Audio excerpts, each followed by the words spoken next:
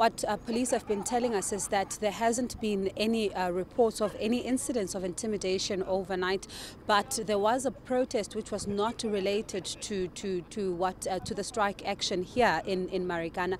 But then this morning, Dan, interestingly, after the police descended on this particular area, we then saw a group of miners gathering, singing just behind me. They just now, just waiting around. They have just stopped singing a short while ago, but they were going around in circles, just singing, and some of them chanting Asijigi, which means they will not be deterred, and saying that they are not going back. They are not going back to work. It's not going to happen.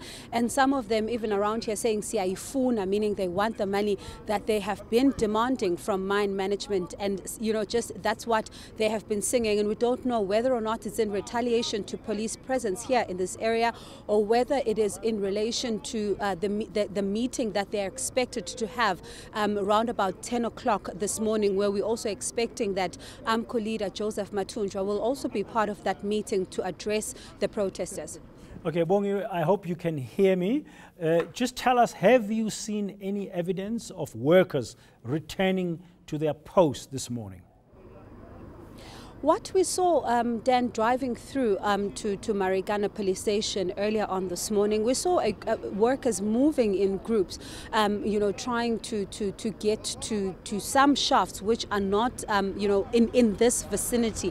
Now, this morning, we have not spotted anyone going into the Lonman shaft, which is in front of us.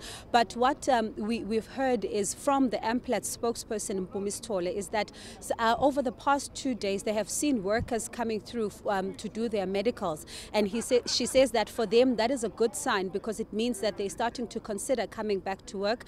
But now the big problem, she says, remains intimidation, because a lot of them could come for the medicals, but then they might just be intimidated or find themselves too scared to even return to work. So at this stage, we're still trying to get numbers from Lonman to see if there's been anyone who has reported for the morning shifts, because we know that they've also sent some text messages to try and get them to change some shifts. And instead of coming at 4 in the morning, they would be looking at coming at 6 or coming in at 7. So we're trying to see if there's been anyone who has reported for duty. Okay, Bongiwe, finally, do you have any idea, by talking to those workers, what are they expecting to hear from 10 o'clock this morning, when they'll be gathering at the stadium, from their leader, the leader of AMCU, Joseph Mathunjwa?